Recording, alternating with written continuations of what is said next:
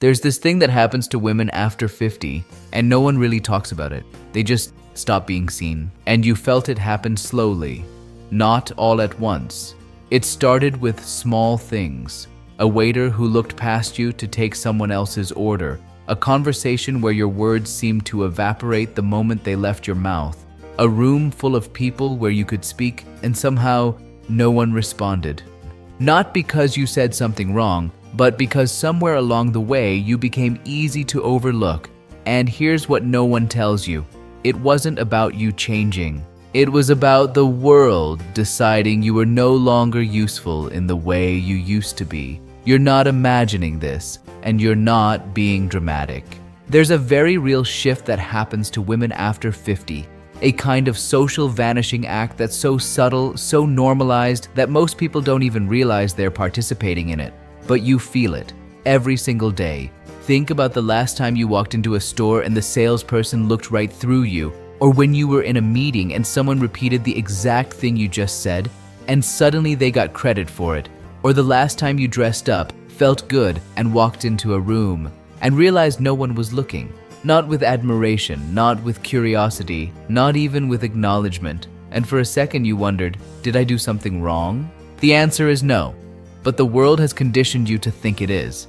Because here's the truth, no one wants to say out loud. Society has always valued women for what they can provide.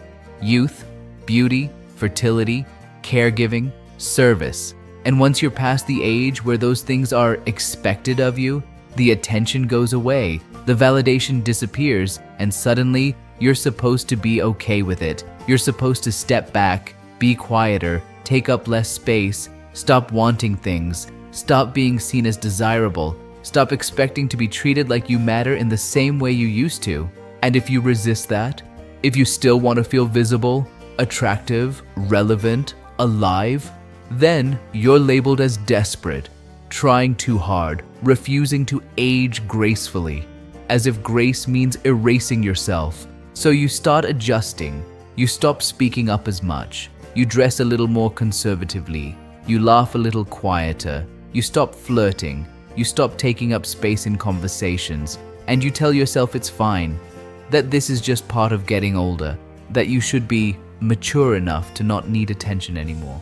But inside, you're screaming because you didn't stop wanting to be seen. You didn't stop wanting to feel attractive. You didn't stop wanting to walk into a room and have someone's eyes light up because you're there.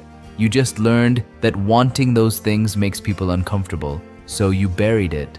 Here's what I want you to understand. Invisibility isn't something that happens to you because you did something wrong or because your body changed. It's something that gets projected onto you by a culture that never learned how to value women outside of youth. Think about it. When was the last time you saw a woman over 50 treated as magnetic, desirable, and powerful in mainstream media without it being framed as an exception or a still got it moment?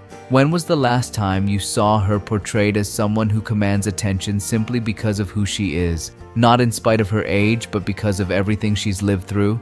It doesn't happen often. And that's not because women over 50 aren't interesting, it's because the culture hasn't evolved enough to see you clearly. But here's the thing. Just because the world stopped looking doesn't mean you stopped being worth looking at. You didn't lose your value. The metric just changed.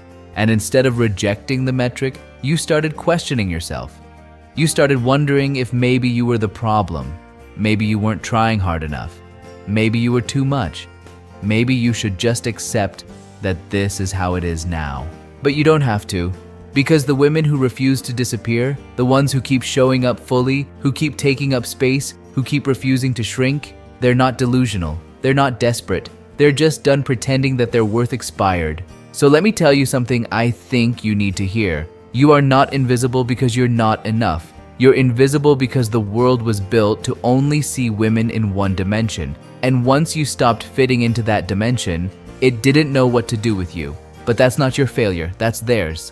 And the moment you stop shrinking to make other people comfortable, the moment you stop apologizing for still wanting things, for still feeling desire, for still wanting to be seen, heard, and valued, that's when you take your power back.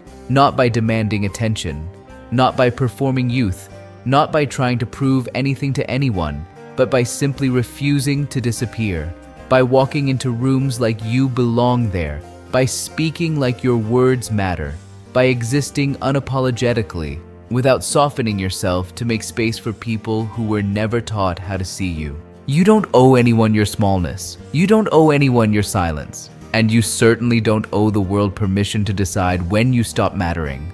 Because here's the truth. The women who feel most invisible are often the ones who have the most to say, the most wisdom, the most lived experience, the most clarity, but they've been trained to believe that no one wants to hear it, and that's a lie. There are people who will see you, who do see you, who are looking for exactly the kind of presence you bring, but they won't find you if you're hiding. You didn't disappear. You just started believing you did. And maybe it's time to stop waiting for the world to notice you again and start noticing yourself.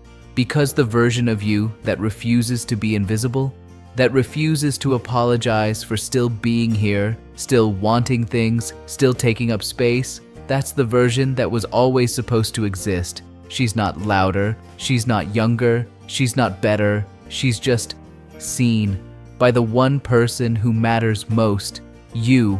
I'll see you in my next video, and don't forget to like and click subscribe to see my next video.